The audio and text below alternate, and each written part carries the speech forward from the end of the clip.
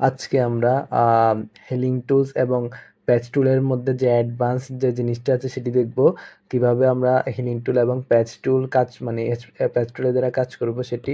এবং আমি আপনাদের গত লেকচার ভিডিওতে বলেছিলাম যে এই হিলিং টুল এবং প্যাচ টুল কিন্তু আমাদের যে ফটোশপ স্টুডিও বা কম্পিউটার দোকানে বেশিরভাগ সময় কাজে লাগে। সো এটি কীভাবে কাজে লাগে সেটি আজকে আমরা দেখাবো।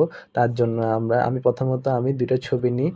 সো আমি ছবি দুইটা নিই। আমি ধরেন এই দুইটা ছবি নিব আমার। সো এখানে সরি সো এখানে যে ছবি দুইটা আছে এই দুইটা আমি ছবি নিব, দোনোটা একসাথে সিলেক্ট করব। সো ওপেন ওপেন ক্লিক করলে তো দোনোটা একসাথে চলে আসবে। সো আমি এখানে কি করব, এখানে যে মেয়েটা আছে সেই মেয়েটাকে আমি এটা কপি করব। মেয়েটার মুখটা কপি করে অন্য জায়গায় মানে ওই ছবিতে নিয়ে যাবো, পরের ছবিতে। সো তার জন্য আমাদের এখানে হিলিংটা সেট করতে হবে। প্রথমত আমি হিলিংটা দেখাবো। সো এখানে আমি এই আরটা একদম যে মেয়েটার মাঝখানে মুখের যে ফেসের মাঝখানে সেখানে আমরা আমাদের কার্সরটাকে নিয়ে যাব এবং টিপব। তার আগে আমরা একটু ডায়ামিটারটা চেঞ্জ করে নিই। এই দেখছেন ডায়ামিটার। সো আমরা এগুলা যখন আমরা প্যাচ এবং ফিলিং টুল ব্যবহার করবো তখন ডায়ামিটার, হার্ডনেস এগুলো সম্পর্কে আমরা ভালোভাবে দেখে নেব। অর্থাৎ কীভাবে মানে কোন ডায়ামিটারে কীরকম মানে সিলেক্ট হবে। সো আমার মনে হয় এটাই বেস্ট হবে। সো আমি এটা সিলেক্ট করব। সিলেক্ট করার জন্য আমি এখানে মাঝখানে রেখে চাপবো। অটোমেটিক এটি কিন্তু আমাদের যে কপি হয়ে গেছে। সো এখন আমি এটা কি করব, এখানে যে ছবিটা আছে সেখানে আমি এটি লাগাবো বা পেস্ট করব। তার জন্য আমি একটু জুম করে নিই। এখন এখানে আমি ছবিটা রাখবো।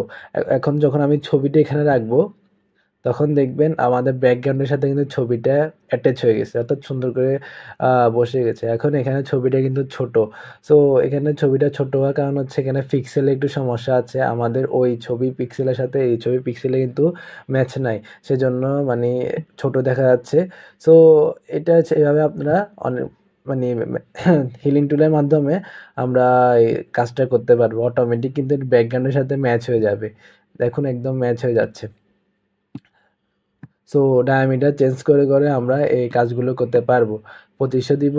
সো 2500 দিলে এখানে দেখেন এটি কিন্তু পিক্সেলের মানে পিক্সেলের কারণে একটু এলোমেলো হয়ে যায় যে জুম এটা প্রসেসটা। যাই হোক, আমার কাজ হচ্ছে যে আপনাদের হিলিং টুলটা এখানে একটু অ্যাডভান্স করে দেখানো, সেটি দেখালাম। সো এখন আমি আবার আরেকটা পিকচার নিব। তো পিকচার আমি এই পিকচারটা আবার নিই। সো পিকচারটা নেওয়ার পরে আমি এখন শিখবো যে প্যাচ টুলেরটা। সো এখানে প্রথমত আমার প্যাচ টুলটাকে সিলেক্ট করে নেব। তো এখানে আমি চেপে এটা জুম করে নিই। এখন আমি এখানে এতক্ষণ দেখিয়েছিলাম হিলিং টুল কীভাবে ইউজ করব একটা মানে একটা ইমেজ থেকে অন্য ইমেজে কীভাবে মানে কনভার্ট করব, আমাদের যে কপি করা অবজেক্টটাকে পেস্ট করব কীভাবে, সেগুলো আপনারা বুঝেছেন। এখন আমরা প্যাচ টুলের মাধ্যমে সেটি দেখব। সো এখানে প্যাচ টুলের উপরে দেখেন সোর্স একটা অপশান আছে, আমার ডেস্টিনেশন একটা অপশান আছে। সো আমি ডেস্টিনেশন অপশানটা নিই। সো আমি ধরেন আমি এখানে যে বাড়িটা আছে সেটিকে আমি এটা প্যাচ করবো, অর্থাৎ এখানে এই বাড়িটার মধ্যে আরও 3-4টা বাড়ি লাগাবো। সো এটি ডুপ্লিকেট বানানোর জন্য আমি এটা পুরো সিলেক্ট করে নেব। আপনারা তো সিলেক্ট করতে পারেন আশা করি এটি, কারণ আপনারা প্রথম থেকে ভিডিওগুলো দেখে আসছেন। তো আমি এখানে এটা সিলেক্ট করলাম। এখানে ডেস্টিনেশন বুঝাইছে এখানে গন্তব্য। সো আমি এখান থেকে যদি আমি এখানে নিয়ে যাই দেখেন অটোমেটিক এটি ম্যাচ হয়ে যাবে। দেখছেন ম্যাচ হয়ে গেছে একদম, ব্যাকগ্রাউন্ডের সাথে এটি ম্যাচ হয়ে যাবে। এবং আমি যদি এখান থেকে এটাকে এখানে নিয়ে যাই তাহলে সেটিও ব্যাকগ্রাউন্ডের সাথে ম্যাচ হয়ে যাবে। একটু ওয়েট করে দেখছেন অন্ধকার হয়ে গেছে। সো এটি আসলে কাজ হচ্ছে এরকম। এখন আমি এটাকে এখন সোর্সের মাধ্যমে সেটি মানে করব। সো সোর্সের জিনিসটা হচ্ছে ডেস্টিনেশনের উল্টা।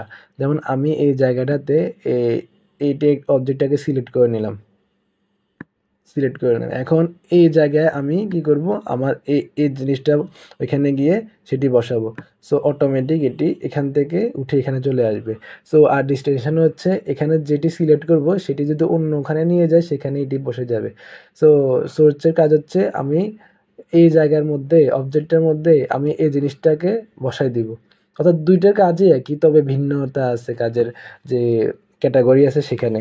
সো আশা করি আপনারা বুঝতে পারছেন কিভাবে এগুলো কাজ, মানে এটার কাজ হয় অ্যাডভান্স লেভেলের। আর আরও ভালোভাবে কাজ হতো যদি আমাদের যে ইমেজের পিক্সেলগুলো যদি মানে একই হতো বা মানে সাপোর্ট করতো একটার সাথে আরেকটা। যেহেতু ইমেজের পিক্সেল একটু সমস্যা গড়বড় আছে, সেহেতু মানে জুম আউট করতে বা ছোট বড় করতে একটু সমস্যা হয়। যাই হোক, আপাতত আপনারা হিলিং টুল এবং পেস্ট টুলটা শিখেছেন। সো আজকে ভিডিওটি এতটুকু। আশা করি আপনাদের ভালো লেগেছে। আল্লাহ হাফিজ।